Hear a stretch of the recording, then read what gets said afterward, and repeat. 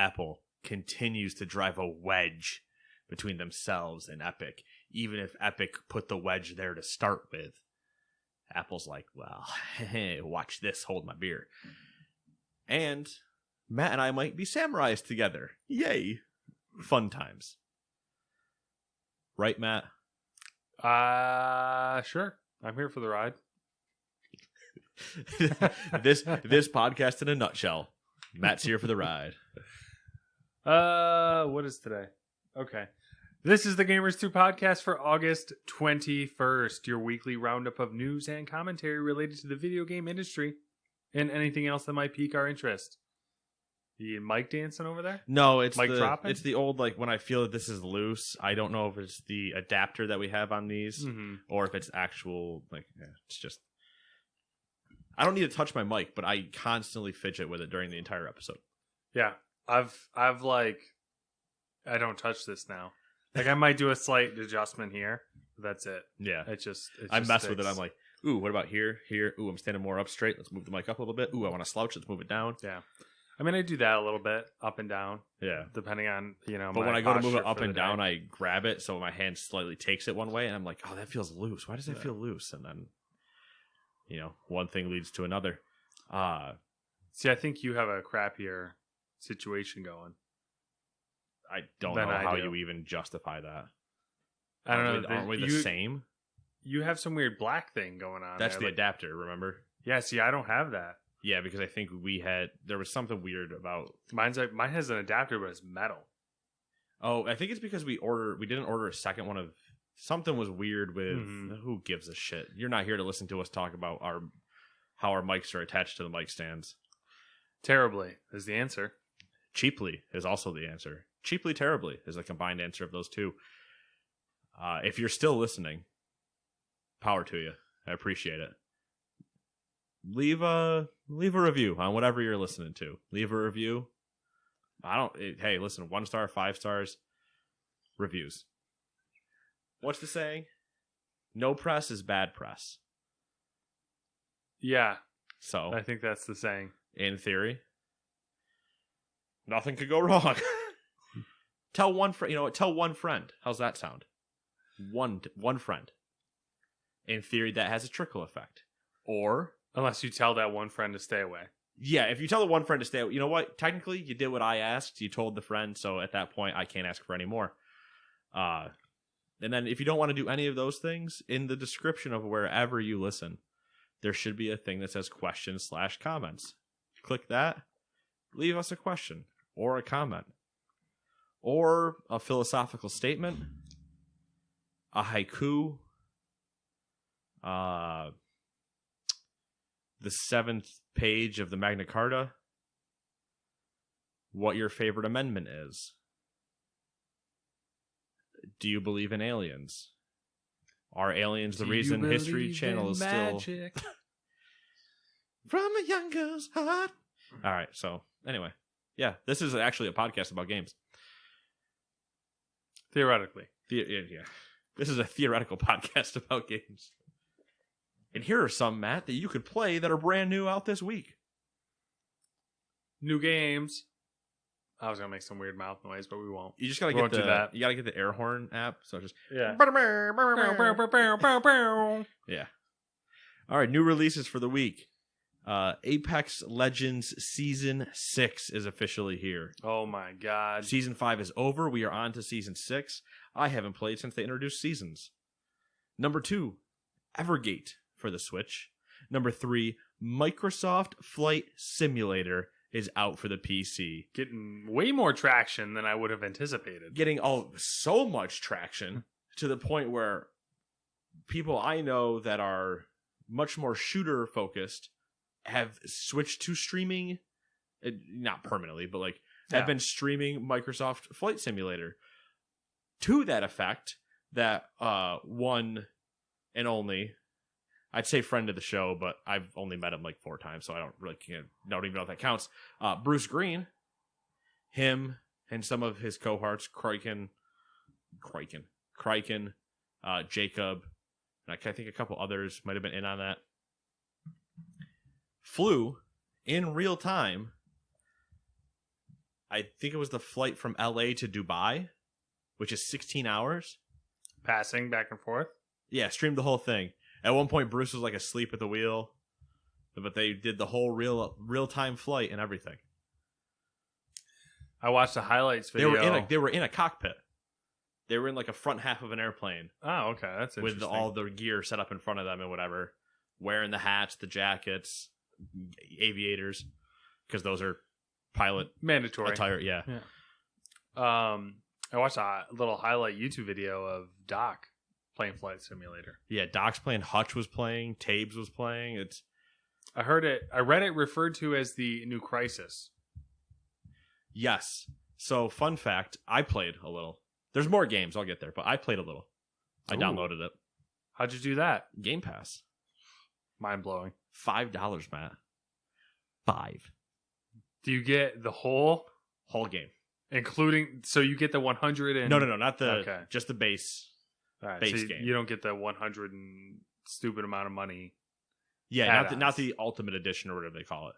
Just the base game. But let me tell you, base game, 100 and something gig install. Yeah, huge. Not small. Not Call of Duty, but not small. Yeah. In the middle. I don't know. And I was like, all right, I'm going to give this a shot just because I'm so curious. I haven't actually ever played a flight sim. I don't have a stick. I don't have all the cool fancy stuff. Microsoft doesn't send me care packages, so I don't get the $27,000 setup some of these guys are rocking. No, I'm not bitter. I just find it funny how much equipment they sent those guys for Flight Simulator. Like an actual whole Thrustmaster kit and everything. Yeah. So I was playing with my Xbox One controller wired to my PC. And I was having some finicky things with it. Like the controller was either doing sometimes like whatever it wanted or it was being too sensitive. Mostly in menuing, not in flying. Mm-hmm. And I flew some things, Matt. Let me tell you. I flew a Cessna. Okay, that's good starting plane. And then I was like, this shit's tiny. So I need a 747 Boeing. And I need to fly from New York, specifically JFK, to LAX. Okay, so after I did 2 tutorial missions in the Cessna. So you just went straight in? I felt I was comfortable. Okay. What else was there more to learn about flying? How many people were murdered on your flight? Let's not discuss that yet. You just push the thrusters forward. Plane goes faster as long as you keep it straight on the runway. And then once you kind of feel like you're going fast enough, you kind of pull back. And then things go in the air and you just kind of go. You just kind of point it in the general direction. Yeah. There's a compass. You just got to know you got to go up so much. And then you just got to stay flat and keep going. Why people think flying's hard, couldn't tell you. What I could tell you is when I crested 35,000 feet and I was somewhere in Pennsylvania because I opened up the map so I could see something really terrible. What? I was going to be like, then the Taliban show up. No, we're not to that. I didn't crash in that field. So I'm over Pennsylvania and I was like, this has taken me a very long time. I might have been 30 minutes or so just into off the ground, make sure I don't hit the Empire State Building and stay high. Yeah. And I had my moments where I was, we're tilting and there's some turbulence is what I would have called back and been like, oh, you guys should buckle up some turbulence. No, it's just an incompetent pilot, but we call it turbulence. And I was like, I don't want to keep going. Like, I'm going to land this thing, but I don't need to do the let's just keep this level for the whole country. Which speaks to however Bruce and them did it for 16 hours to Dubai. I would have lost my mind. But power to them. I couldn't make it out of Pennsylvania. And I was just like, I'm good. I can't. So I went to the controls and turned on AI control. Now, before I had set off, I had chosen my flight path, like takeoff and destination, to be JFK and LAX. Uh-huh. So I thought that was my course. So I said, okay, I've gotten this far. AI take over. And the AI takes over and starts doing like some recorrections and some turnings and whatever. And I'm like, okay, cool. It's just kind of redirecting me back on where I should be towards LAX. I think I was probably a little bit too north on the latitude. So makes sense. Yeah. I'm looking off at my other screen, checking my phone and some stuff. And I glance back at my screen and I'm still turning. And I'm like, I'm turning way too long. There's no way it's that far. And I look at the map, which just shows, the little plane symbol and the map. Yeah, what the fuck am I talking about? And the map, and I'm pointing south now, and I'm slowly continuing to turn back towards New York. And I'm like, oh no! We are not removing all the work that I have done, and you are not taking me back to New York. So I quick turn off the AI and retake over the plane. I hijack the plane from the AI, and I just yank that thing as hard as I could right back around. So we did a circle over Pennsylvania for absolutely no fucking reason. I made it to, I don't know, West Virginia maybe, and I crashed the thing. I was like, all right, let's see how fast I could get going in a plummeting straight down motion. It didn't let me hit the ground. That's what I noticed was when Doc was playing was it doesn't really let you crash. Once you reach like what Critical it determines stress as a critical stress, Yeah. and it says you've broken the plane, you don't even get to like crash it. Mm-hmm. Because I was initially like, let's crash it, and then as I saw no, hey, come over here. In the chair. Chair or window, pick one. Cats, man. Dumbass. Window. Picked window, in case you're curious. He has chosen the window. As the altimeter was plummeting, I was like, oh, I'm going to this actually kind of, fun. I'm going to try to crank this thing at the last second at, 2,000 feet. If it'll let me get there and see, not necessarily exactly at 2,000, because I know no matter what I do at 2,000, I'm going way too fast to pull that back up. I think 10,000 might have been my goal. I was like, I'm just going to try to crank this thing and do the greatest, I'm going to graze this cornfield. And pull back up. Didn't let me. It crashed me before. It crashed me before I got to turn back up. It's like, nah, hull stress. Yeah, I don't know if I'd reach like a terminal velocity or something, but yeah. A little bit of a letdown on that one, but yeah. There were people flying to Epstein's Island. Bunch of Cessnas were all landing on Epstein's Island. Fantastic. And other ones, because it uses satellite imagery, you could fly to people's houses and like fly around and stuff. The new joke was, you want to tell somebody you really don't like them, you fly to their house in Flight Simulator and crash your plane into their house, send them the video. I wonder if they have like bush pilot stuff to where you can like land on dirt, like strips and like pontoon planes and stuff. I would assume as pontoons, I think you definitely can, because I think they've shown that. Dirt strips, probably as long as it's actually listed as like a legal airfield or emergency thing, and they have it, you can probably land there, I would assume. But yeah, tell you what, man, trying to keep that 747 straight with full throttle coming off a runway, I'm just like, keep it straight. No, we're going to the right. No, keep it straight. Right. Keep it straight. I had you fly more often than I do. I had a weird experience when we were coming back from the Dominican Republic. The pilot landed the plane sideways so gracefully. Oh, there was like almost imperceivable amount of no like, bounce, bump. Yeah. Nothing. Whole plane started clapping. I've had it happen once. I was like, I didn't know that was a thing. Like, I didn't realize that was a thing. Like, when you get a good landing, everyone's got to clap. Like, that's a thing. Okay. I mean, have to? No, but it's more like you're one of the few. Yeah, it was pretty impressive. I'm not gonna lie. Yeah, I've had it happen once, and I don't think it was when I was coming back here. I think it was when I was landing somewhere else, and it was like this. What you're saying, perfect. My own hair's getting in my eyes, I think. Perfect landing. I don't know if that's like at all. Yeah, yours is way longer now. Perfect landing, and I was just like, oh, that's what it's like to not bounce down the runway. But here's some other games you could play, Matt. If we didn't sell you on a $5 Game Pass gigantic flight simulator. Number 4 is Mortal Shell for the PC, PlayStation, and Xbox. Then number 5, Spiritfarer for the PC, PlayStation, Xbox, Switch, and Stadia. Number 6, Battletoads for the PC and Xbox. Battletoads exists, Matt. It is officially here. It's a thing.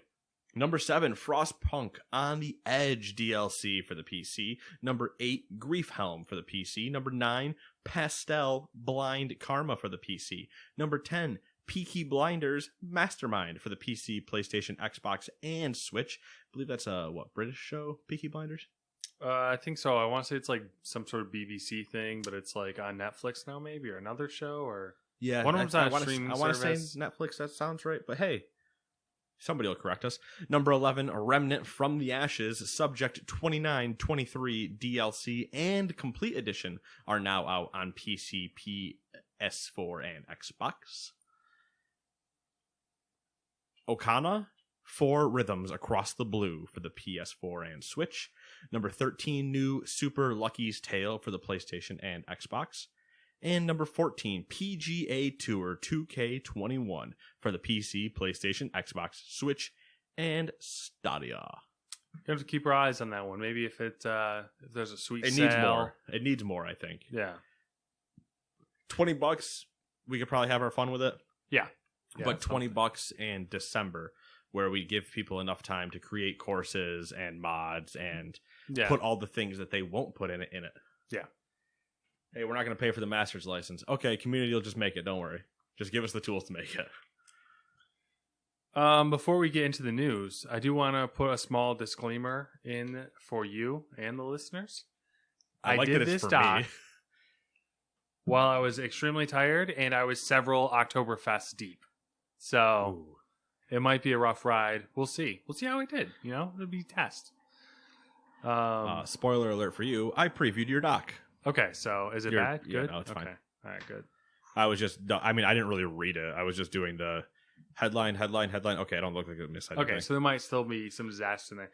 Because I was like so tired, and I was just like, I did it, and I was like, I'm not gonna reread it. I'm just gonna go die. I could go for some good Oktoberfest. We're about that time too. Yeah. I have not. I tried Sierra Nevadas. I feel like it's a lot sweeter this year. Not a big fan of it. I did the Spaten, the German brewery. Delicious. That's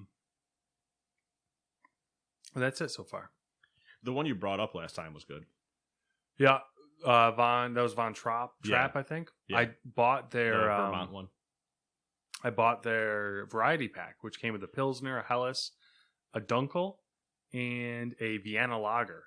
Ooh. And it was $18. Spectacular. Yeah, it was really good. I bought it for the Pilsner. My least favorite beer of the pack. Interesting. Yeah. It was really weird. Normally, I'm not a fan of the Dunkel Vienna thing. Well, the good news is when we go to mount your TV, we'll do that. But we'll mount the TV first. Then get sloshed. Yeah, then drink. And then watch Mosquito on a really big TV for no fucking reason. Watch Mosquito in 4K HDR. I'm pretty sure it'll be in like 360p. Yeah. Anything to make your wife hate us. Yeah. Honestly, it wouldn't take that, though. We could get that done before we finish mounting the TV. Step in the house. Oh, hey, what are you doing here? All right, well, fucking, never mind. Fuck. What do you want? Do you want odds, evens? I want evens. All right, starting. Number 1. Apparently, Nintendo held an Indie World Showcase. Here's some of the announcements. I mean, you say apparently because you just don't pay attention to Nintendo. Yeah. This is the result of like when you write the doc and you're like, well, apparently they did this. I'm like, yeah, I saw 3 different days of promotional material from Nintendo about, hey, this is coming. Yeah. I don't get any of that. This is why I don't like... I see it on Twitter and stuff like that. Yeah, I don't do Twitter. It's really interesting because we do get clearly 2 different spheres of news. Yes. I don't do Twitter at all. So, that is a whole thing that I miss out on, a significant portion of talk. That's where I hear the echo chamber of opinions. Yeah, well, I'm sure they're both like Everywhere is yeah, echo chamber. we're probably both in echo chambers to a certain extent. I mean, you go to a Reddit thread. It's an echo chamber until somebody creates a Reddit thread for the other echo chamber. That's the other side of it. That's why you have to look everywhere, people. TVs was the big one because I started researching TVs and like the different subreddits each had their own little echo chamber of like, this is the best TV, this thing's a piece of shit, you know. It's interesting. Anyways, where were we? Nintendo Indie World Showcase announcements. Hades, Supergiant, best known for games like Transistor and Bastion, Empire, is bringing its Greek mythology fueled roguelike to the Switch this fall. Which is interesting because that might be the same time that they actually finally release it. It's been early access since it released in 2018. Really? And they've just been adding to it. They still haven't officially hit, like, here is the full game. They keep updating it and they keep I assumed it was out. Go look at the Steam page, it still says early access on it. And if you go to, like, try to find out if it is released, everything says Q4 2020. Lovely. So my guess is that's related to when it will actually release. They'll also drop the final version on Nintendo because I don't know that Nintendo on their store allows early access titles. I don't know if that's a thing or not. Yeah. I don't know. I doubt it. I doubt they would. They would just kind of... They might not know what it means. That's a fair point. The retro futuristic, don't know what that means, internet sim Hypnospace Outlaw is jumping from PC to Switch. So I didn't even realize that when I saw you editing and I saw where your cursor was and I did the little grammatical change. I didn't realize how much of an oxymoron retro futuristic is. Yes. Because the only time you say something like that is retro futuristic is what steampunk is. Yeah. So I'm assuming I didn't. All right. I haven't looked really at any of these games. Oh, color me shocked. I kind of just grabbed descriptions and went with it. So I don't know. I'm assuming it's some sort of steampunk-esque game, but, you know, whatever. As always, check your sources. Yeah. The team... That's for you and the listener. The team behind the Reign series has a new card-based game called Card Shark. Learn the art of card manipulation through high-stakes gambling set in 18th century Europe. 18th century Europe sounds completely correct for the team of Reigns. Okay.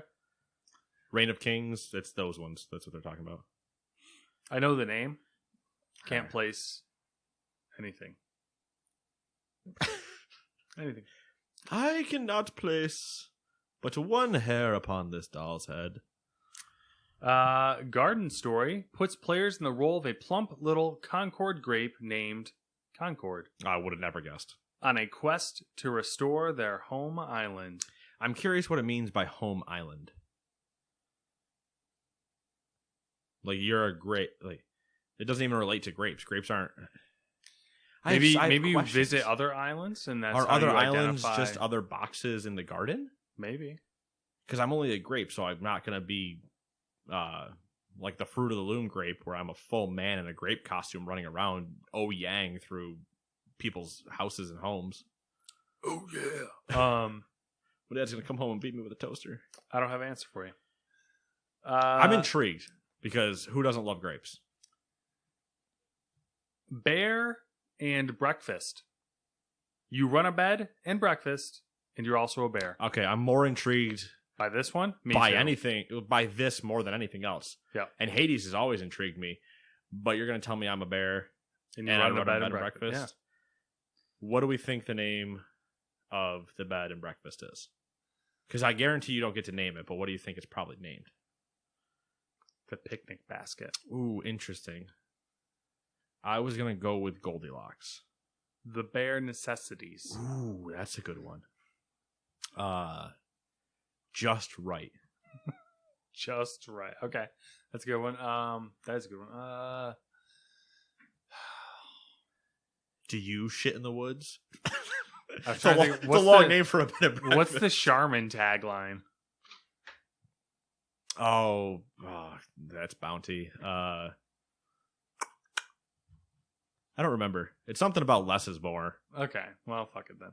Because their whole thing is like, your family doesn't need to use more toilet paper because ours is super thick.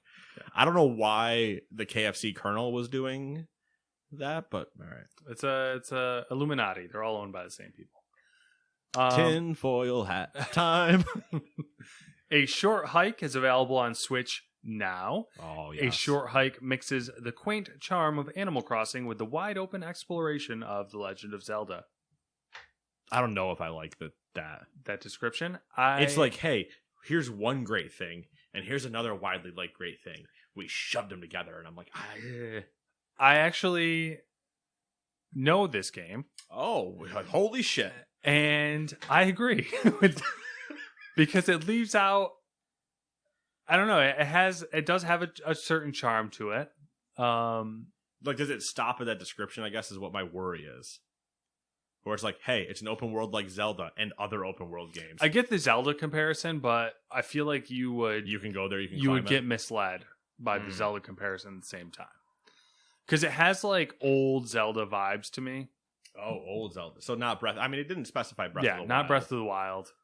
But there's also like you play as like a bird and you can kind of like fly around at points and stuff. Like, okay. But not always. Like it's. I think birds fly, don't hike, but you know, that's how you ever want to go with it. Well, like I think there's some sort of like it appears there's like a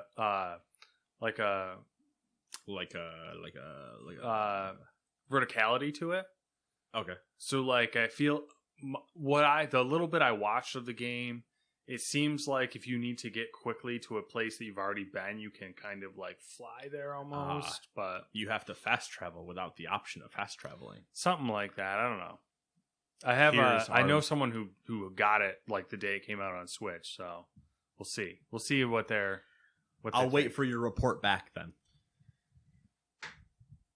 Manifold Garden is now available on Switch. The game has players navigating an M.C. Escher-style landscape, trying to understand a world made entirely of impossible architecture.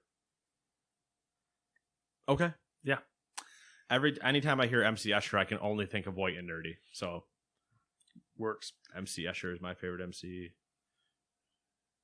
It's like the math-based art. Yeah. Cappy Games Grindstone will be coming to the Switch this autumn. Why does it say autumn? Fall. This fall. Come on. Don't disrespect our friends in Europe who like a good autumn. They can take their autumn and their couleurs, their favorites, and their aluminium. An untitled Goose Game announcement that we'll talk about later. Oh, really? That's all you... You son of a bitch. It's the next story, and that's how you... Number 2, in case anybody was wondering how soon we were going to take to talk about it. Number 2, Untitled Goose Game is adding another horrible goose to its repertoire. Developer House announced today that it will release a local 2-player co-op mode as a free update on September 23rd. Co-op will be available on all platforms. Additionally, the game is coming to Steam and itch.io. House has also teamed up with IM 8-Bit and Panic Incorporated to release physical copies of the formerly digital-only game, in addition to a vinyl version of its soundtrack. Both will be released on September 29th with pre-orders open now. It was a natural evolution that everyone wanted. Yes. We have now only gone farther into the future and seen the possibilities of a game where you are a goose stealing a gardener's bell. Honk honk. I still think we needed the Muppet. The beaker version. One? Yeah, the beaker. When they did that, I was for the Game Awards, I so badly wanted that to be like not even a... You could just be the same game, but just skin like it. A skin. Yeah, skin it over is the option to play as Beaker because it was awesome. Just yeah, I like the idea. The co-op. I'm curious to see how local 2-player co-op works. Are there 2 assholic geese? I assume that's the idea, where they're adding another horrible goose to its repertoire. There should be. And I want to know what and I could look it up, but I'm not going to right now because I'm recording a podcast, what the physical editions look. Sorry about that. That was me just throwing my glasses across the room. Well, Matt's blind. What the physical editions look like what artwork did they choose, and what does this vinyl look like? Because the vinyl, I can already picture what the cover looks like for the game, because it's just going to be that kind of green background, clearly the farmer, clearly the goose doing a honk motion or running away. Either honk motion on the front and run away on the back. It's going to be something like that.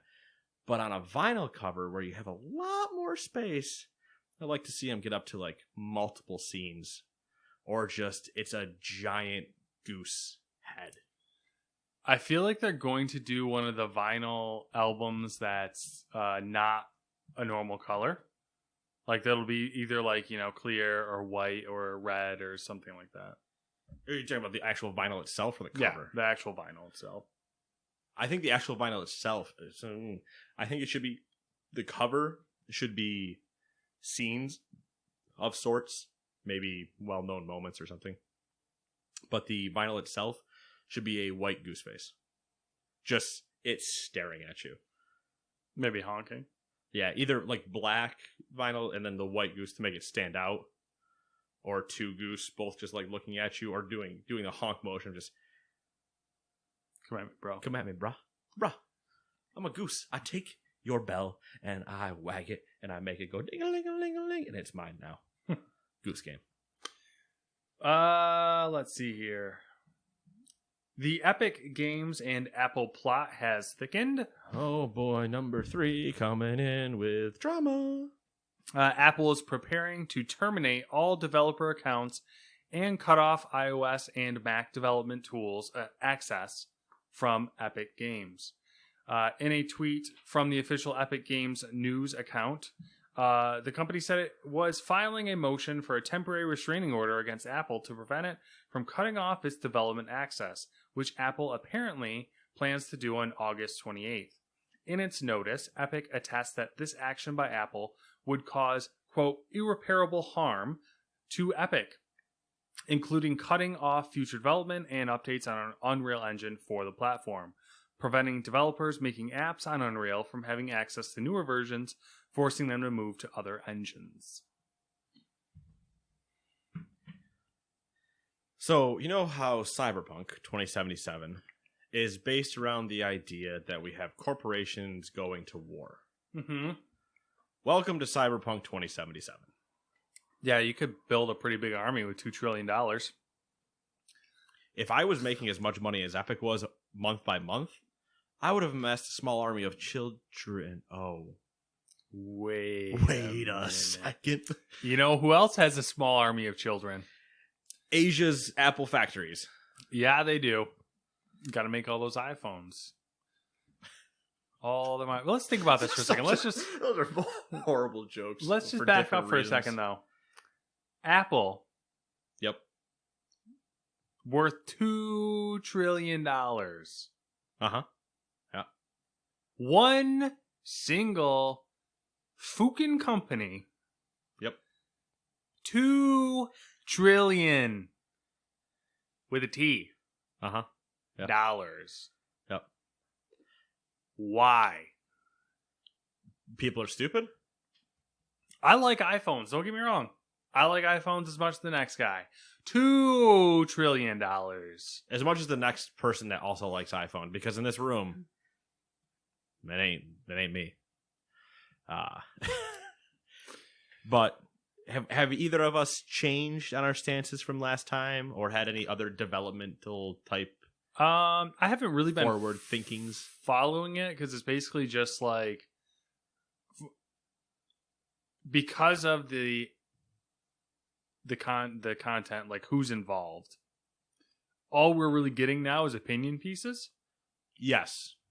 So I haven't really been reading them. I've been watching stuff like this where it's like an actual, like the only other thing I saw that was somewhat interesting was that the judge who's taking their case is someone who ruled previously in favor of Apple. Yeah, that's interesting. So, like, that's relevant. Yeah. But yeah, because if you're Epic's lawyers, you immediately try to get him not to do it. Yeah. But that's The it. thing there. I mean, I think it's still just interesting whenever the idea of anti-competitiveness comes up with Apple, because going back to last week, first off, we're not lawyers. Second off, we have no real reason to discuss law and how it's applied in these situations. Thirdly, we're going to. So, when it comes to anti-competitiveness, and we had the whole conversation of Apple makes the iPhone, Apple made iOS. Google makes the Pixel. A bunch of other people also make Android phones. Google makes a version of Android. There are other versions of Androids. I mean, the one that it ships with, I believe, is usually Google, and then baked in for your carriers. As is, I'm pretty sure iPhones are baked in for your carrier as well, with Verizon apps and whatever else. But the conversation that we had is that the iOS store is the only store on Apple. Google's got at least 3. Play Store, Amazon has an app store, Samsung has an app store. So there are other competitive measures there that I think Epic would easily lose the argument with them of being anti-competitive, just because there are those other stores. I guess the only thing that Epic really needs to do, I gotta be careful, is to not release Fortnite on their app stores, but create an app store and put Fortnite inside it. For Google. For Android, you're saying. And then they can keep fighting with Apple. But then just go to Google and be like, hey, we made an app store. It has this and maybe a couple mobile games that we decided to publish because we're a giant company who doesn't give a fuck where our money goes. Mm-hmm. And we just want to spite you. Yeah. That's interesting, though. So if you have... What type of phone do you have now? LG? I currently have a Motorola. Can you download the other app stores on your phone? Yeah, I'm pretty sure I already have them. Or at least I'm pretty sure I have... Yeah, I'm pretty sure I do. Okay. Well, because I also did the backup and transfer over, but I'm pretty sure I have them, yeah. Okay. But yes, I know I can get them. Okay. That was the thing I was curious about, because I had a Samsung before, which came with it by default, and I had my Pixel, which also loaded my Samsung one because of my... I think I can just get it anyway, but I have my Samsung smartwatch and other stuff that, connects up to it. We shall see. Yeah, I'm intrigued to watch as somebody is to watch a gladiatorial fight. Yeah, so I'm just curious to see what happens. I don't really give a shit one way or the other because it doesn't affect me. I somewhat care because I feel like if Epic wins and you get the situation, see, I'm assuming that it's going to be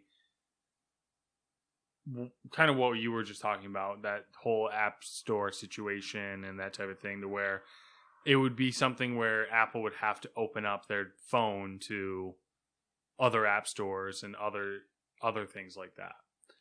I would not like that because I feel like you have the potential to lose quality across the board. So like that ruling would have implications, and not necessarily it could have implications on consoles and other devices that I think are better off as a closed loop.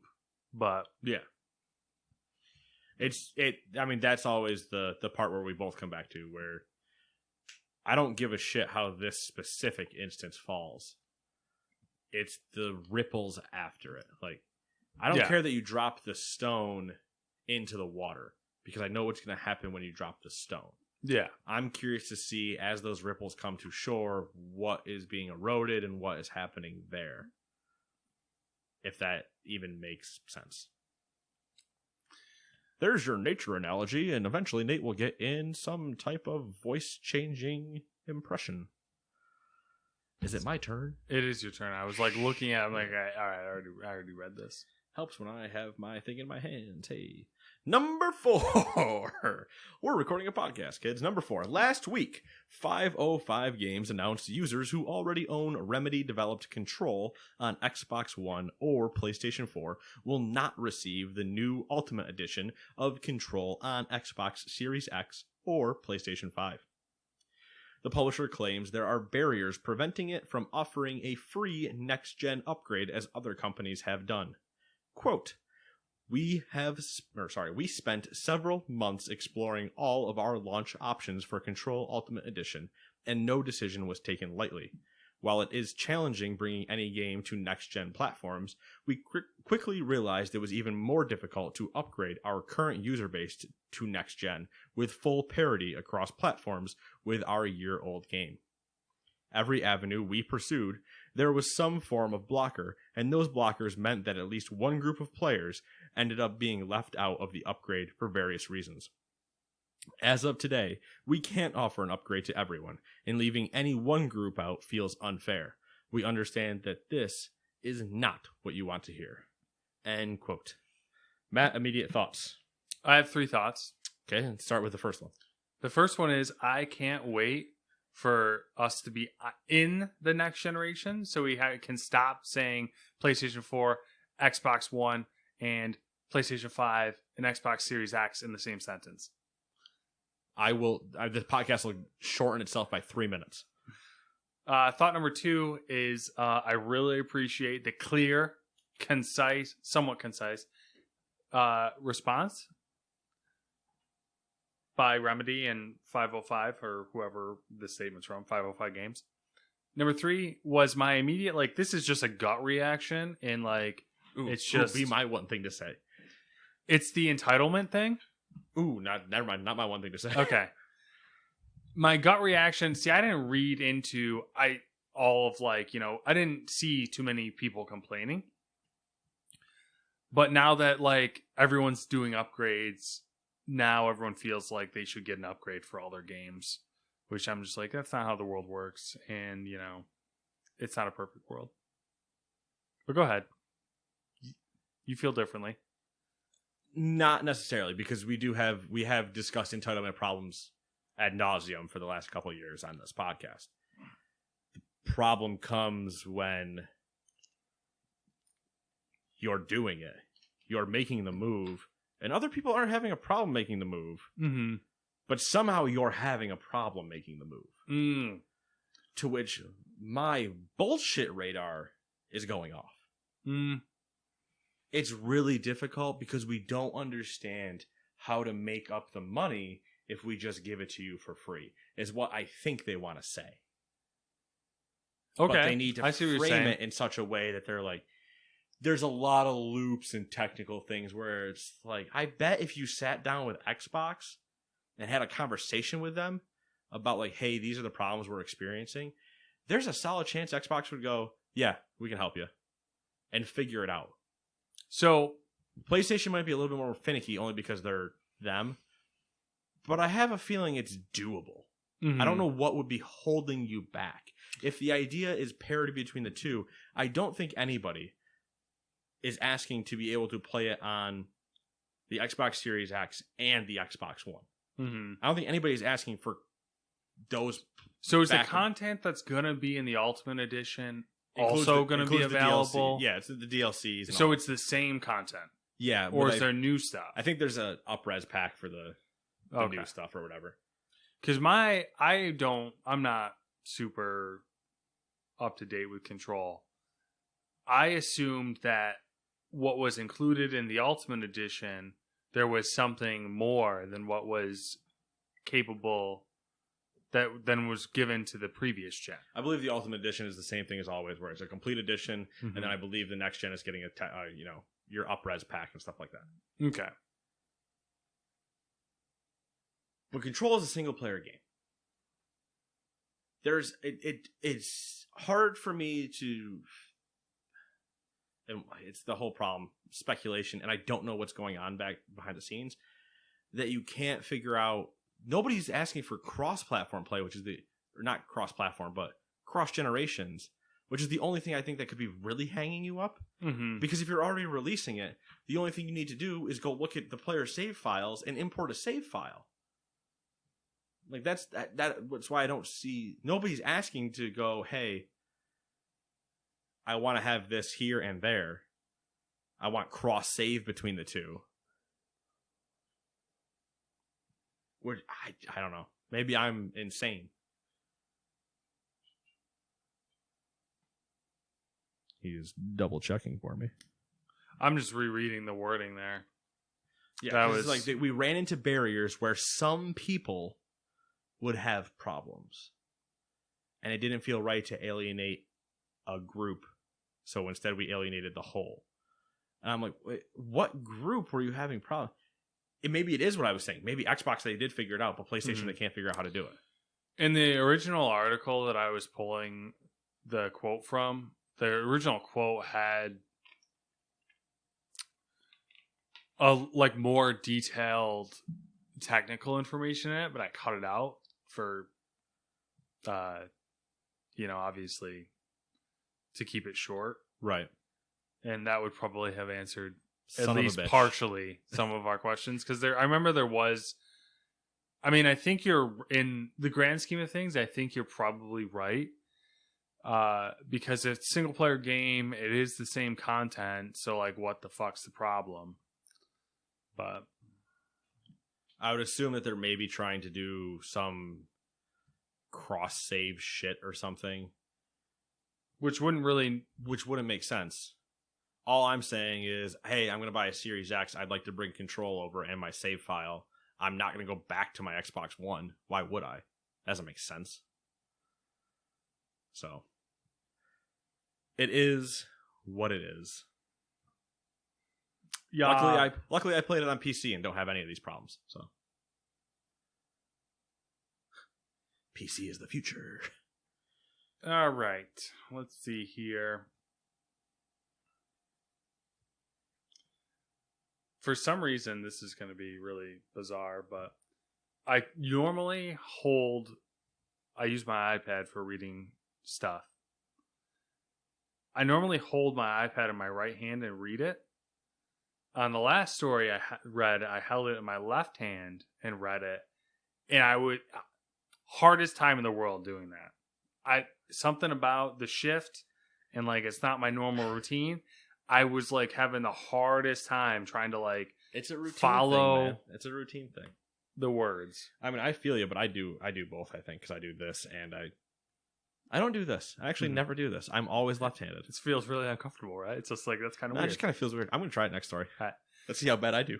Laszlo Jones left Rockstar Games earlier this year. According to Jones's LinkedIn profile, he left in April after 19 years at the Grand Theft Auto developer, where he served as writer, director, and producer on many of Rockstar's biggest games. He is also known for appearing as in-game radio DJ and personality in all Grand Theft Auto games since GTA 3. On his profile, Jones wrote that he is currently working on multiple projects, including developing new shows for Disney and Netflix, and consulting for an unnamed video game company. It's kind of, I was saddened by this more than I had anticipated. I had always known the name from the radio DJ part and not put the two together for some reason. Yeah. Okay. So when I saw this, I was like, oh, that makes sense. Yeah. But I just never put them together. But why did it sadden you more than you thought? Just because, like, then there's the idea that, you know, we won't hear Laszlo the DJ in whatever next GTA we get. That's true. Maybe they'll have a channel called like Tribute or something. Tribute 98.7 or something, you know, and it'll play old Laszlo content. That would be fun. When we get GTA 6 in 2025. I mean, I wonder what this unnamed video game company is that he's working for as well. I mean, that's kind of interesting. I mean, developing new shows for Disney and Netflix and consulting for an unnamed video game company. Yeah. So it's not like he's actually, having a design consulting role is on a it. is a wide. I mean, Reggie's consulting for like 18 different things at this point. So yeah, he could just be on a board of directors of a way, in a sense of just kind of like, yeah, all right, cool. What do you think you should do here? yes, You might want to go there. maybe. See you next week. Who are you again? I hate you. Who is that guy? You're. Fire that guy over there. He wore a brown suit and a brown tie, but 2 different shades. Get him out of here. And not the way you normally would think. It was a light suit with a dark tie. Who does that? Number 6. Facebook has announced that it will begin to require new users to log into Oculus VR devices using Facebook accounts beginning in October of 2020. Facebook will end support for existing Oculus accounts after January 1st, 2023, and those who do not wish to use Facebook accounts to log in will not be able to use the full functionality of their Oculus devices. I don't even own one, and I saw this, and I got pissed. Same. But you own one. Yeah, I've been thinking all week, like every once in a while I'll pop in the back of my head, okay, do I keep it for a couple of years or do I sell it now? Sell it now and buy a different one. Yeah, but then it's like, this is the issue with VR. You really don't have, if you go from... Can you just go to Samsung? No, because they're mixed reality. They're the Windows mixed reality headsets, and they aren't as good. Like the panels in them, like the headsets themselves, as far as the screen goes, are better, but everything else about them is worse. So then you're going to a Rift, which is Vive. Yeah, you'd either have to go Vive or whatever the other one is now, or the what the fuck's the Valve one called? Isn't that the Vive? No, the Vive is HTC. Well, it was they were together. Well, they have their own. They have separate shit now. Yeah. So the Valve Index, Galaxy Index, yeah. And obviously those are each $1,000. Yeah. So it's like, so you sell yours, you put a down payment on a house, yeah, and you buy the new one. Yeah. So. I mean, realistically, I was thinking about doing the sim racing thing because of the headset. And that's true. So now if we just throw $3,000 at the problem, we can get the full kit plus a new VR headset. Yeah. You're right, Matt. The new headset wasn't the problem. The other $2,000 was. Sam! So that's the... Bad news! That's the dilemma right there. Honey, what's that freight truck doing outside? Don't worry about it. Oh, that's a race car. We just had to skip the sim part. We're just going straight race car. Yeah. We said, wait a second. Fuck this computer shit. We can do it for real. You're going to have to get me out of the barrier, though, because Matt's going to try to pit me. And it's going to be a whole thing. We got a dirt track. It's small. But we got one. We can make it happen. We can make horrible life decisions. Yeah. We're going to be like the rest of your neighbors running around in side-by-sides. Can we not be like my neighbors? Can we do almost anything in our being? You know what was great? To not be like my neighbors? Driving home today from work, going down the middle of the, I don't know, whatever the fuck that boulevard is in Utica. Traffic all over the place. There's a lot of them. Traffic all over the place. Oriskany? Yeah, I guess that's Oriskany. I don't know. Doesn't matter. It's not important. The one leading into Yorkville? The one that leads into downtown Utica from my house. It's Oriskany Boulevard. It is now. Traffic all around, cars going home, blah blah blah. Fucking side by side goes ripping by me. Fucking light bar on and everything. And I'm looking around like, what the fuck? Trooper. Right in the parking lot. Rips right by the trooper. Trooper doesn't move. And I get it. Some of them are street legal. I get it. But come on. Come on. You want to know your chance of them being street legal? Slim to none. Yeah. Especially, I'm pretty sure 42-inch light bars are not street legal. When your light bar is wider than your side by side. Yeah. You might be a redneck. Oh my god, I hate it. I hate it so much. I was surprised we didn't see when we went down to the gas station. I know, I was too. We missed the meetup. Oh, we missed the meetup, but we did get the guy with a completely shithouse left rear wheel. Yeah, classic. Rip to that guy's truck. Number 7.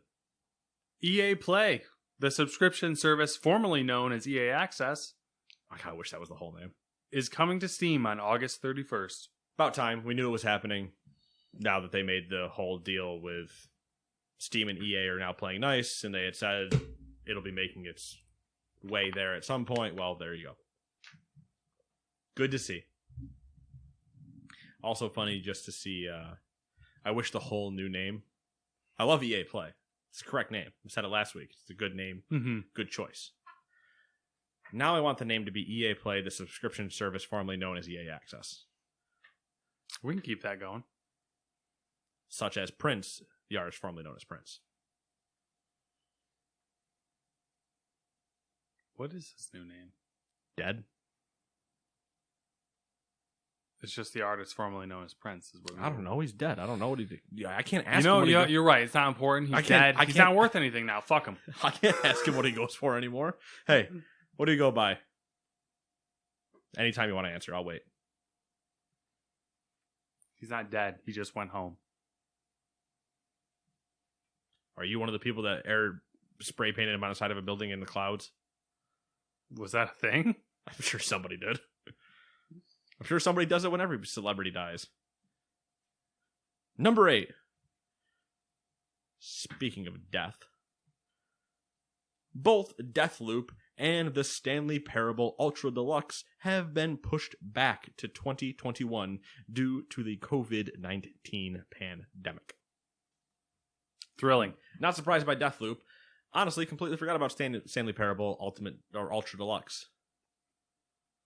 What? I don't remember. Okay. I'll tell you what. If our podcast historian cares way too much, they will go find out. Because I'm pretty sure we've talked about it. I hope they don't care that much. That's a lot of work. That is a lot of work. Don't do that to yourself. Because there's no way you can search that. Because I know I didn't call that out in the description anywhere. But Deathloop, not surprising. And I don't think it hurts it either. If it was slated for the fall, you got a lot of, there's a big game that's currently still sitting in this fall window called... I don't know what's going on right now. Call of Duty? Cyberpunk? I can't remember. I wanted to make a joke so bad, but I can't remember the name of the fucking show with all the puppies that were in the toy section and everything. Chase is one of the dogs. Yeah, Paw Patrol. I wanted to make a joke that the new Paw Patrol game was coming out this fall, and that was the one that everybody was waiting on. It was going to take everybody's time. Obviously, the real answer is Cyberpunk. It's still currently in the fall slot. Hasn't been delayed again yet. No, cross my fingers, knock on some fake wood, do the whole thing. So you're going to avoid that window. Yes, there is a new Paw Patrol game coming. That's not a joke. I just don't know when it actually was. And I don't think anybody's going to play it. But that's... You never know. I couldn't remember the name. And so the joke fell flat because I took way too much time. And I hate it. All right, we'll forgive you. No, you won't. You never do. You never let me be myself, Matt. Not in front of the children. You really like me. That was my... I can't tolerate her at all. Sega. I don't remember. Didn't they have a commercial that was just Sega? Yeah, Sega. Yeah. Yep. Sega will start, quote, aggressively porting games from its back catalog to Steam due to the strength of digital PC sales during the COVID-19 lockdown. In an investor Q&A released yesterday, I think. Maybe 2 days ago. Sometime this week prior to us recording. Sega said that, quote, repeat sales of its catalog increased significantly in March and April this year. The key platform during that period was Steam, with consumers purchasing digital games during lockdown. Sega highlighted the performance of Persona 4 Golden, in particular, a PlayStation Vita game from 2012 that launched on Steam in June this year. Sales of the PC port were significantly higher than expected, the company said, and that has influenced its strategy going forward. You guys remember Sega still exists, huh? Yeah. They're trying to remember that they still exist by going to their back catalog. Aggressively. We will beat the ever-living shit out of these games for as much money as they're worth. Yeah. Just holding up Mega Man by the throat, just punching him until dollar signs stop popping out of him. That seems to be I don't... Is he even a Sega title? I don't remember. I don't know. That might be... I don't need to hear about that I'm wrong. All right. You only want to hear about when you're right. Oh, you know it. You know it. I'm wrong enough. Let's highlight when Let's I'm not right. start counting. Yeah. I don't have enough fingers and toes to get there. Just go look at my E3 predictions. I predicted a conference this year. Shot myself in the foot with that one. What was there's a rumor, there's a Zelda game. I was going to make a reference to other people beating back catalogs. Wind. I mean, Wind Waker is a Zelda game. I don't know. One of the Zelda games. Twilight Princess? Ocarina of Time? It doesn't Breath matter. of the Wild? We all know that Twilight Princess? we're Majora's going to Mask? see it on Switch at some point, and that was one of the rumors. There's so many rumors this week, and I was just like, nah, I'll just wait till they're actually real news. I got a rumor, Matt. Yeah, what's the rumor? There's a podcast next week. Whoa. Woohoo! You heard it here first. Who'd have thought? Number 10.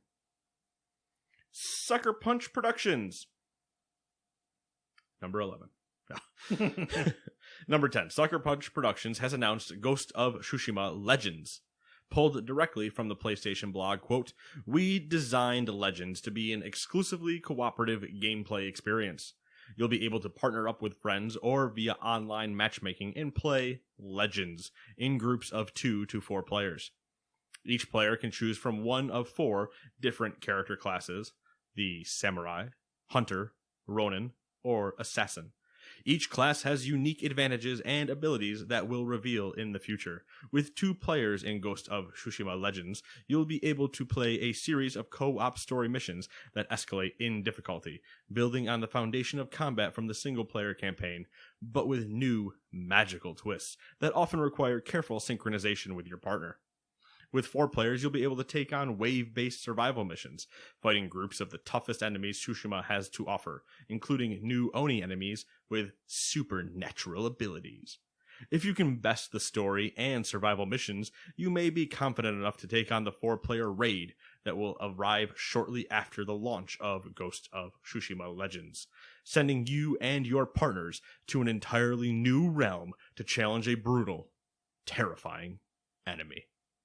End quote. There it is. Big thoughts, Matt. I was kind of surprised by this one. Small thoughts, Matt. There are no thoughts. No. I was surprised by it. Cool. Definitely out of nowhere. Yeah, out of nowheres. Looks little like the 20 seconds we saw. It looks cool. We'll wait and see. I'm sure we'll talk about it more. Yeah, I'm definitely intrigued to see just how does it change when you have somebody else? There's one thing we have during the game, you have AI fight on your side and stuff like that. And unlike some games, the AI actually do things. Yeah. They will actually handle themselves until you get to walk over and just do the final kill. Oh, I see you've done all the work over here. And a slice. Woo, kill credit to me. Moving on. I mean, I think they could get really inventive with, not really inventive, but more so compared to the original game, with combat because of the magical twist. You know, like they could have different enemies that, you know, maybe have their own. Well, I mean, now closest thing, air quotes, is the guys that throw the firecrackers. Yeah. So you just switch that to a spell. Yep.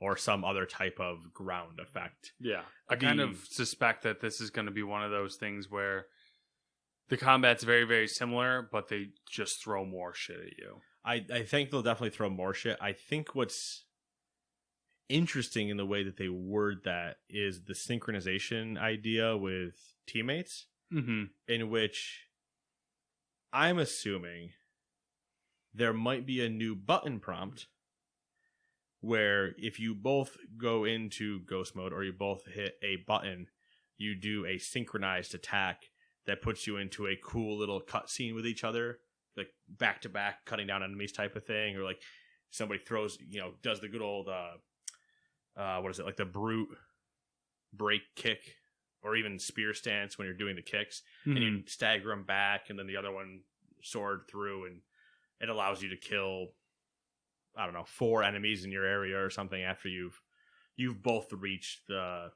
like, similar to the ghost stance requirements where you had 5 enemies you had to kill before without being damaged to trigger it. Something similar to that, or having some type of just team up abilities in general. Yeah, that'd be cool. It'd be interesting. Yeah, I think it's. I get to do one thing while your spirit beast jumps over my shoulder and kills somebody type of thing. Yeah, I think we're gonna. I mean, it's the class part of it that has me kind of like scratching my head. I'm like, all right, what are you guys up to? The class part of it, I think, only is going to be samurai will be your tank. Assassins are your sneaky DPS. So you think it'll follow a traditional route and that there'll be traditional archetypes? Without saying that they are, yeah. Mm-hmm. Because the samurai armor now gives you the major damage reduction and stuff like that. So I'm assuming that follows similar to Legend. The hunter one basically allows you to be Sensei Ishikawa and be ranged way of the bow. And you pew pew pew pew pew pew. And at one point it looks like you almost have a celestial bow because the person firing it has a completely white, almost ghost bow in a way.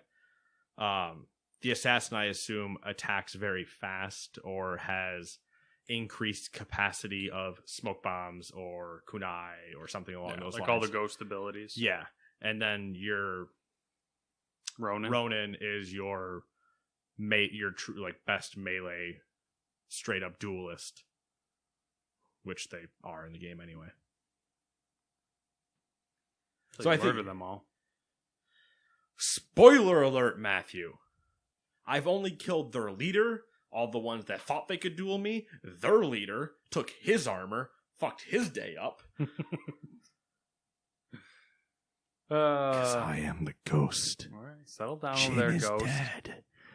I am the one who comes in the night.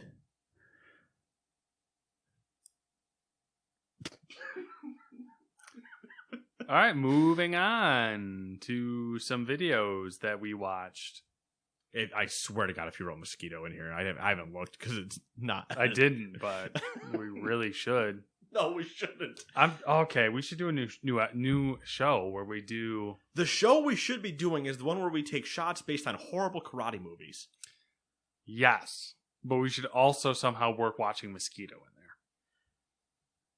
What was the kill count? Listen, I have a beautiful 4K TV that's like. If we go to your house, we're not doing a show. She would murder us. Well, it'd be fine. I'm hunting down the 4K collection of Bruce Lee. Hunting it down. I'll Amazon ship it to your house after we get done. Harder than you think to find that. Well, you can find it. You just might not want to look at the price tag. I'll import this shit. Canada, help me out. You know what? Let's do Xbox Series X dashboard video first because it's really stupid. I mean, it matters to somebody. It does. I mean, it shows you the dashboard. It's a dashboard. They talk a lot about how they streamlined it to make it faster. Yeah, which is always good. Which is but it's always the problem when it comes to dashboards. Mm-hmm. Your menu selection is laggy, blah, blah, blah. Or, like, I know a lot of... grain of salt. The Xbox One launch dashboard was garbage. Mm-hmm. Because they tried to tile-base it akin to what they were doing at the time with Windows 8 going into Windows 10 of having these tile-based bullshits and yada yada and trying to unify everything. Once they revamped again, people were like, okay, it's not as bad now. So I'm more interested to see not what we say about it because we won't experience it. Yeah. But the people that have not, I don't even care what new people to Xbox say about it. It's the existing. I want the ones that have been there that have gone through these iterations to then get the new one and go, this sucks or it's good. You know, I'm just curious to see how they actually react to it. Mm-hmm. You know, did they take away certain things on quick menus or stuff like that? Because there's been talk that they potentially like stripped achievements out of a quick menu and now you have to go further to find them, which for some people is a big deal. So it's just intriguing. I mean, it's funny to when we're not Xbox people, but we don't give a shit about this. But when the PlayStation 5 dashboard drops, we're going to be like, ooh, it's so pretty, or it's not. And then it'll be the same thing where I'll be like, this is also stupid, but it's the ecosystem I'm in. So yeah, that was what I was going to say is like exactly what you just said, that we'll care about the PlayStation dashboard, but that's because we have more experience with that and have used it for the past umpteen years. Yeah. I mean, I was at a PS3 late cycle, full PS4. Yeah. And we'll be going to a PS5. I was 360, switched to PS4, so I didn't experience the Xbox One unless I went to somebody's house. And then using a dashboard for 2 seconds there doesn't give me any experience for how bad it is. Traditionally speaking, Microsoft will do more substantial dashboard renovations during their console generations than PlayStation does. Yeah. So like PlayStation, you launch it, you get it. Yeah, that's it. I mean, they do small refinements, but nothing you really notice. Usually like folder stacks and stuff. But. Yeah, and I'm saying even going back, like it really hasn't changed much. No. Some bigger logos and how some like logos are different or what might be your customization options have gotten better about what you can delete off the quick bar and stuff like that. But it ain't changed too much. What else? Crysis Remastered. We got a short little clip, little side by side. About a minute of some side by side shots with a September 18th, 2020 date on it. It looks in the stills, well, they're not necessarily stills, but in those shots, look a lot better than what we previously saw. Yes. But. Yes. What's the problem with side by side single shots? Yes. Exactly. They don't tell you anything. You can render a single shot as high as you want. Yeah. How does it play during gameplay? How, one of the captions on the screen is like 8K if you can handle it. Yeah. And I'm like, cool. In gameplay, does it look like shit? Did you not fix the other we had environmental texture problems, yeah, but show me the gun, show me my suit, show me. It's a good start. I just hope we see more before September 18th. Yeah. And I think... And it wasn't... That's not really a long delay, either. 2 months? No. Yeah. So... I mean, 2 months and it already is this much better. Take 2 more? Yeah. Take 3 more. Come out in December. Come out post Game Awards. Fuck it, dude. Come out spring. Come out Game Award night. Right now. That'd be pretty cool. At midnight tonight. Because Game Awards is on a Thursday. So drop the game on a Friday. Midnight tonight, you can download Crysis Remastered. And here's how we close out the show by showing you the new trailer. And then Jeff Keighley walks on stage dressed like Prophet. Okay. There it is. He gets a fucking sweet suit of armor, I guess. Yeah. Which doesn't totally corrupt him. He's already corrupted. He is the one. The vessel. And then we watched Black Myth Wukong. 13-minute gameplay Yeah. teaser demo Mm-hmm. out of China Yeah. Something like that. for what is it, Wukong, right? It's an action RPG based on the classic Chinese tale Journey to the West. Developed by Game Science, Black Myth appears to be taking Souls-like approach to gameplay, but with a vibrant environmental art style. It was created in Unreal Engine 4. Has a neat stealth mechanic in which you turn into a cicada to avoid bigger threats. And that's all I wrote. Which the whole thing was interesting. It visually looked very nice, and had the Souls, but more Sekiro vibes to it for me. Yeah. I love good staff combat. Which that seems to have an abundance of. Well, yeah, because Wukong is a staff user. I don't know, bro. I'm not a Wukong expert like you are, apparently. Somebody's going to argue with me that it's not a staff. Don't give a shit. It's a two-handed, long pole weapon. When did you study Wukong? Never. Okay. I'm confused. You were ripping all this Wukong shit out. I'm like, the Monkey King. I'm like, all right, clearly, you have gone past the joke of the Monkey King. It's the Monkey King. But he's gone into the real. He's in tale. everything. I think he was a hero in Smite. All right, He's in League of Legends as a hero. I'm out. Yeah, that's what I mean. He's not just there, but this is the only one where it actually looks like you would be playing not a MOBA with him. Yeah, because surprise, this is the first thing I'd probably play. Yeah, I don't know about Journey to the West. I guess I should just watch it at some point, but I believe the idea with Wukong and those stories is that he is similar to your, Greek mythology level of people. So Journey to the West is considered one of the great Chinese classic writings from their 16th century. I mention 2 fucking Wukong things, and this motherfucker goes Ming Dynasty on me. And he says I'm insane? Listen, I just know that because I did a smidge of research, so... Oh, heaven forbid, I thought you were just listening to Dan Carlson's... I can't remember the name of his podcast. Shit. Something history... I don't know. It's killing me now. Hold on. I'm gotta look it up because I need to make the reference correctly. It did make me interested, though. Because he also put out a new episode to the East one. Are you serious? Part 4, yeah. I haven't listened to it yet, but I saw it up the other day. All right, I'll listen to it. Dan Carlin's Hardcore History. Yeah. Yeah, there's a Part 4 of Supernova in the East. Put up. Oh, that'll be interesting. June, so it's post World War II. Put up June 3rd. This description has it as Coral Sea, Midway, and Guadalcanal.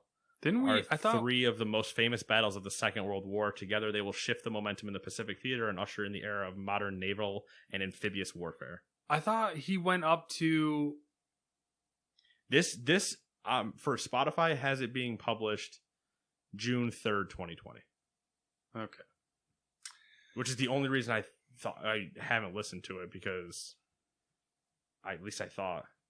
I'll check it out. I'm curious because I thought he had finished the East 3 October 26, 2019 shows as Supernova in the East 3, Japan's rising sun goes supernova and engulfs a huge area of Asia and the Pacific. A war without mercy begins to develop, infusing the whole conflict with a savage vibe. Okay, so he might have been midway through. All right. I mean, he mentions midway in 4, so we probably were just starting.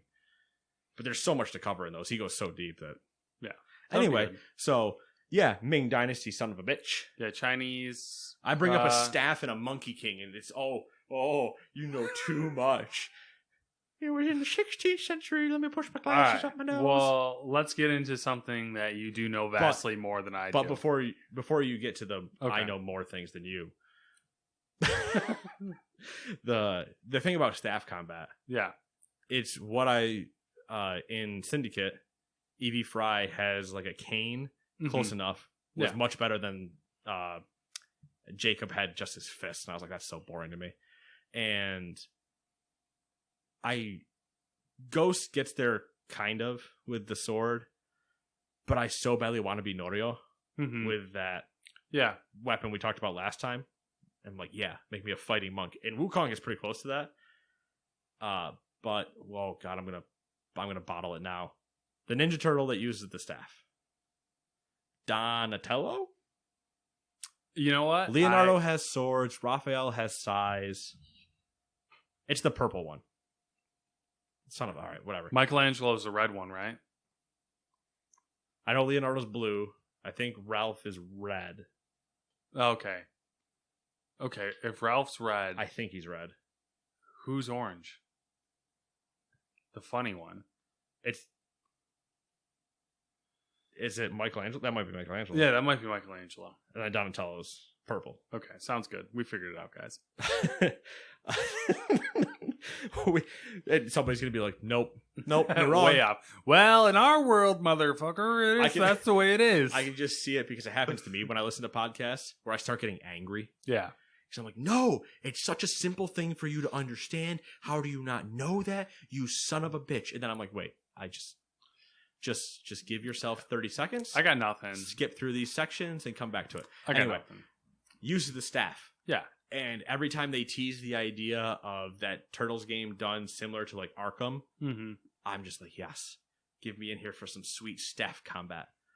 See, I feel like staffs are like really underrated because with the reach and the versatility, I feel like you'd be hard pressed to defeat a good staff user. You know how many times I watch kung fu movies and I just am waiting for somebody to pick up a broom handle? Yeah. And I'm just like, Jackie Chan knows what's up. Yeah. He picks up a whole fucking ladder. He picks up anything. Coat rack. If it's long, somewhat narrow, he can swing it around, take out a couple people at once. Jackie Chan. If he can be a bellhop and ride on that thing they use to carry your luggage, he'll do that too. Yeah. I don't know. If he has Chris Rock around, he'll throw him. That's a fair point. Whatever weapon you can use. Anything else you want to say about Black Myth? We'll never see it. Okay. Is like my semi worry. I had the same exact reaction though, and I didn't want to be the person that said it. But we always get these lovely looking things, and everyone gets all hyped up, and then all of a sudden it's just kind of like people will probably import it, fades away, and find ways to potentially get it that arguably maybe aren't legal. I don't know if they are or not. Yeah, but it's just going to be one of those where maybe we'll get it in 5 years. Yeah. What is it? Crossfire X. Mm-hmm. That's the game that's coming that Xbox has had in its pressers, and it's coming to Xbox and I think PC under them. That has always been touted as like China's Call of Duty. Has now made its way out years later. Mm-hmm. So maybe there's a chance that eventually this shows up, but by then you'll see the new shiny thing they have, and you're like, ooh. So we'll see. All right. Last up, we have Call of Duty Black Ops Cold War. Do you want me to read all the shit that I had written about it first before you talk about it or comment on it? I'll do what I normally do and interrupt you, and then I'll say something, and then you'll read the corrected part of that, so we'll be fine. All right. So the game will be, quote, inspired by actual events. Hey, so Cold War. The teaser features a real speech by a real KGB defector to help illustrate its point. So that whole video was that speech was real, which is interesting. It's an interesting take. Just if you haven't seen it, the majority of people that are going to play this game have no idea what is happening. Probably didn't actually pay attention during the Cold War time during school to learn anything about it. But it is just an interesting. I think this goes back to what they did this year with Modern Warfare. Yeah. Where they're like, we're going to tie this shit to real events and get as close as we can. Yes, I know Modern Warfare, they flipped who the bad guy was in the thing, but I feel like they're going to get right up to that line again and run it for as close as they can with real events. Yeah.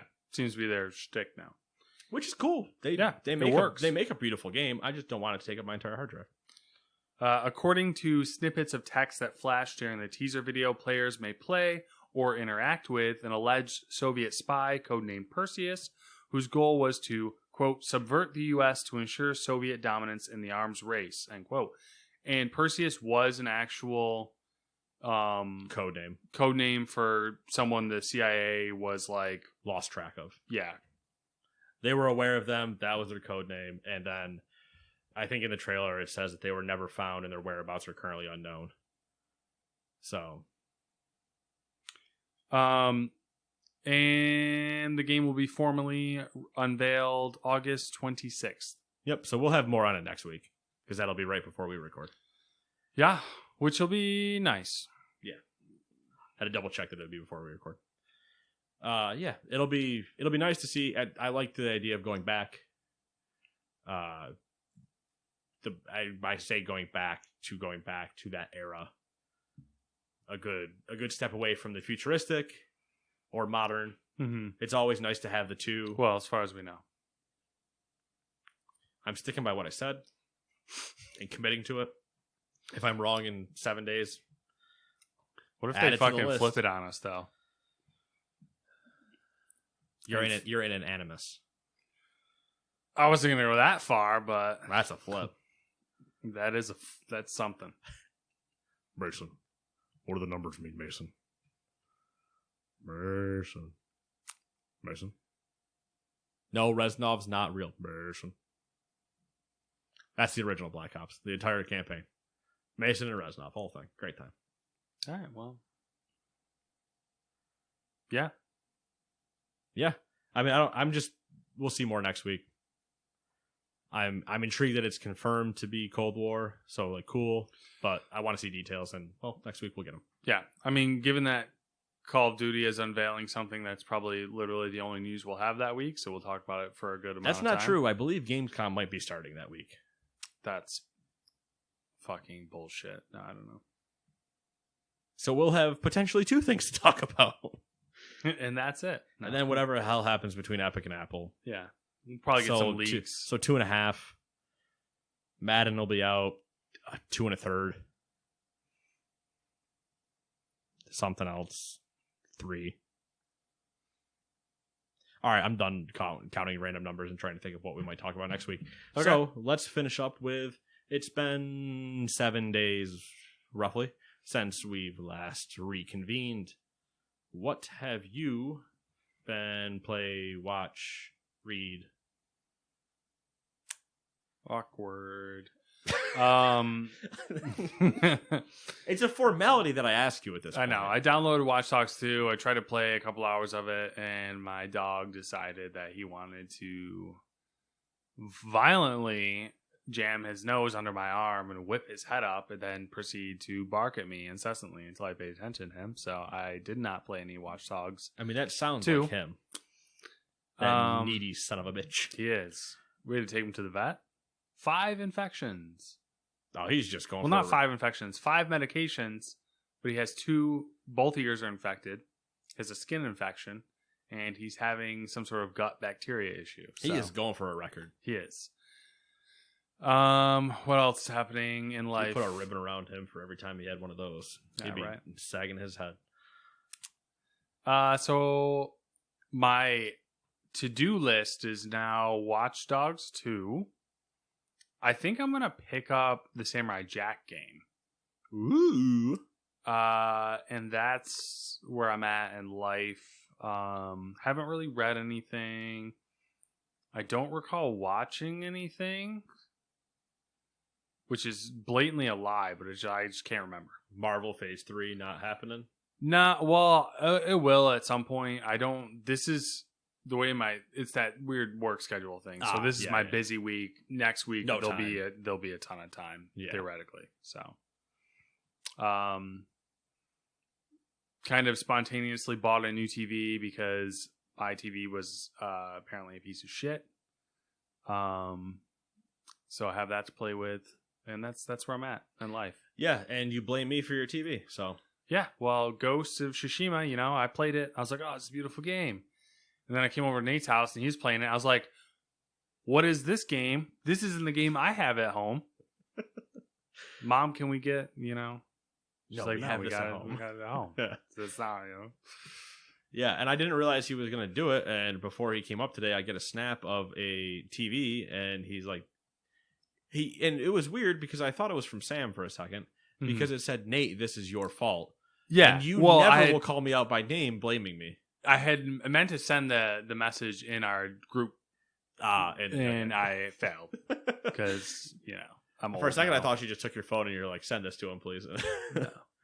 No, she was weird. It took me, I had broached the topic of the TV right after I was here. So that was like last week or whatever. And she was like really like I when I want to make a big purchase, I always kind of like, I try to eggshell walk in there. Yeah, exactly. And she was like really receptive to it, and which threw me off right away. Right, because then immediately the sensors go up. Yeah, I'm like, what is going on here? Something else is hold on. I see the shiny object. Where's the other one? Yeah, there's a mystery afoot. What's going on? Yeah, you can't just hand me cake. You're gonna hit me. Yeah. So she was like, we've had this TV for a really long time, and we tend to hang on to these type of things for a long time. So like that, not necessarily that we could get a new TV is what threw me off, but she was willing. She was okay with me spending more than I would have thought. Yeah. And it's not like you're not going to use that. Like, you can still use the other TV. Exactly. Well, that was the thing. We need a TV for our bedroom, and I haven't bought one for it because I'm like, I'd rather just replace the living room TV and then move that one up. Yep. So she was like... It's the same game I do. That's why I have a 40 in the kitchen for no reason. She was like weirdly, really on board with it. So that made me like really... leery of doing it, and then finally I was like, fuck it, I'm just gonna do it and see what happens. Women, give us a fight, because the moment you just say yes to our stupid ideas, we don't believe you, and now our hair is raised for the rest of the week. Well, like that's the thing. If it was just straight to a fight, I'd be like, all right, this is not happening. It's the fact that she didn't even like grill me a little bit. Right. Like if she grilled me a little bit on it, and then was like, all right, I guess no pushback at all. I'd be okay. Like... It's the no pushback part. I'm like, all right. Is this a trap? Those chickens are up to something. It's like, you're testing me, aren't you? I'm gonna buy the TV, and you're gonna be like, you spend too much money. I can't trust you with anything. This is why we don't have nice things. Yeah. How many more mugs can I fit on this mug rack? Exactly. So that's where I'm at in life. That's the Wallace and Gromit thing, right? It's how many these chickens are up to something? Yeah, these chickens are up to something. Yeah. Cheese Gromit. That's it. That's it for me right now. It's fun stuff. Yeah, how about you? More. Eventually I have to help some dude hang a TV, apparently. But in terms of things I've been doing, played some MLB The Show. I failed the listeners and did not make it any further in Ghosts of Tsushima because you're only hurting yourself. I'm aware. My one excuse is for Saturday, I ended up playing D&D. Okay. So that took a large chunk out of my plans. I also played Remnant from the Ashes that day, which took the other chunk out of my plans. Then, the rest of my week, except for today when I played MLB The Show, I played a game that this podcast might be familiar with called Football Manager 2020. Never heard of it. And I sank way too much time in it. I'm almost over 300 hours. We are the furthest Kenny and I have ever made it in a single save because we are in Season 3. And, we're there. We're doing it live. We're doing it big. Maybe I'll play some more Sunday. We'll see. 300 hours. So insane. I mean, we say 300 hours is insane. You spent half that time in Dragon Age Inquisition. That's true. But it's like... Don't get me wrong. We've been over this. 300 hours is a lot of hours. We've been over this. It's like, if we calculate, if we combined all the football managers together, and granted, they probably have improved a significant amount. I'm around 700, I think. Yeah, you're up there. It's just a lot. It's a lot of time. Two that are over 200, another one over 100. And then when's the new game come out? Oh, they delayed it. Okay. So that's interesting. Normally it would be, I October, November. Yeah, maybe? I felt like it was coming up. Well, Because normally it's later than the season starts, and it's after FIFA by usually a month. So it might be November, but I think they said they delayed it, and I don't think they put a date on it. Mm-hmm. Just because they've ran into pandemic things too, and whatever. And at the same time, Kenny and I are like, oh, we're kind of okay with it because this save's going pretty good, so we're not worried. Not gonna hurt us if we have to keep playing this and keep winning. Yeah. So that's where we're at. Even then, well, no, I was gonna say I was gonna try to once again justify the idea that I spent that much time in that game. Hey, if you're happy, and clap your hands. Exactly. That's exactly it. But yeah, I'm curious. We should, before you leave, I'm gonna boot up my PlayStation. I'm gonna see how much time I've spent in the show. Because I went hard at the beginning of the year. And you play it very regularly. Yeah. It's fallen off since like June. Like the late June. I've kind of fallen away from, because I've just got caught up in other things, Football Manager. Mostly Football Manager. I bet like, and Ghost took up some time because for a while there was a large section between PlayStation, between the show's launch and Last of Us. The PlayStation was for the show. There was nothing else I was doing on it. And then once I finished Last of Us, there was nothing I was doing on it until Ghost came out. And then, like, it is now, once I finish Ghost, it will go back to being a MLB The Show machine until I get my PS5. Yeah. So, there's probably still there's probably over 100 hours in that game. Which isn't close to Football Manager. But, yeah. Yeah. I mean, the only closest thing to it is not something that's even close to it. And we won't discuss that. Yeah. That is that thou shalt not be named until later this year when the expansion comes out. And then thou shalt sink much more time into said game. We shall not mention the name, for if I summon the name, it shall consume us all. That sounds fair. It does. Right when you think you're out, Matt. Right when you think you're out, it just pulls you back in. It does. The last thing I'll leave this podcast with, because now we're kind of just running in circles, is the Rick and Morty meme. When Morty says, "You son of a bitch, I'm in." Yeah. Every time when WoW just does like a minor change, and I'm like, "You crazy son of a bitch, I'm in." Yeah. Every single time. Or there's just any slight changes to games where I've been like, "Oh, I'm slightly away. I've drifted slightly away," and they're like, "Hey, we dropped a bunch of new content," and I'm like, "Yeah, let's go." Let me just dive headfirst into the deep end of the pool, and oh, there was no water. Yeah. So that meme's applicable probably to the show as well. Oh, well, here's the thing. That meme is 100% applicable to this show, but not for the listeners. Mm-hmm. I was saying the show. Oh, yes, the show. I thought you meant this show. It definitely is, because you and I will get each other going and just be like, "Haha, yeah, you son of a bitch, I'm in." But then you get to the listener part of it, and they're like, "I don't know what the fuck they're talking about." Anyway, reviews, comments, leave them. We enjoy you. Share it. I don't care. It's up to you. This whole thing's free for you anyway. We are just here to talk like we will again in 7 days. Bye-bye.